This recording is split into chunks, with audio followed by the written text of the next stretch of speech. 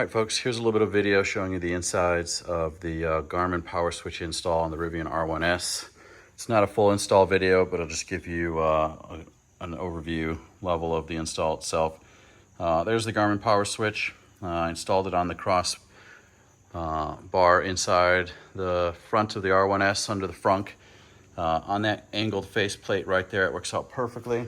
Then I was able to cut out a portion of the frunk right there, and the faceplate shows right through there. Overall, the way I installed this guy is I had the power line coming out from under the Garmin, went underneath, basically followed the path that most of the power from the DC to DC inverters going, comes back over and then onto the 12-volt battery itself, and it's just connected onto one of the fuse blocks up there. For the ground, I installed a dedicated ground onto the inside of the wheel well here. That ground is wired into one of the factory grounds down here that Rivian's using themselves. So basically from there into my ground fuse block, and then that's where I have all my accessories grounded as well.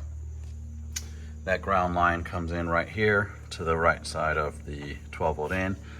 And then I've got several out lines already set.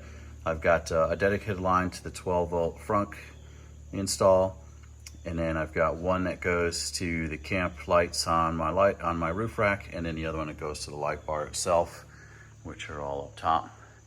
The good thing about the Garmin PowerSwitch is that it's wireless, so no need to go through the firewall to control it. You can use either your phone or a dedicated Garmin screen, or it even has CarPlay compatibility. So as long as you've got the PowerSwitch app on your phone, and then you've got CarPlay, then you can control it on your CarPlay head as well.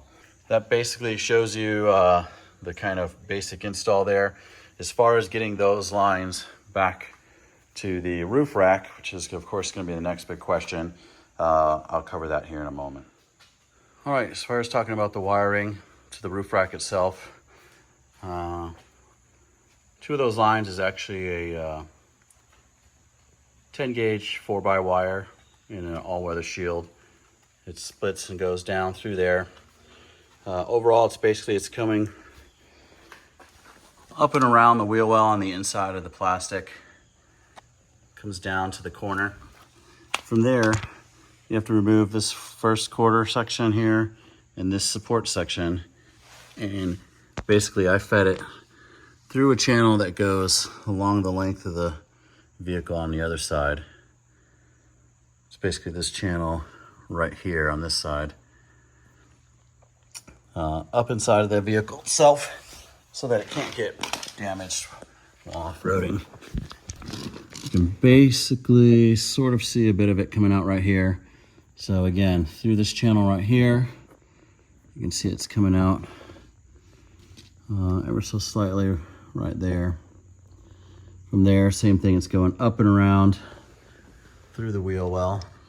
From that portion, you can see it comes from underneath the vehicle up, and it runs along the side here.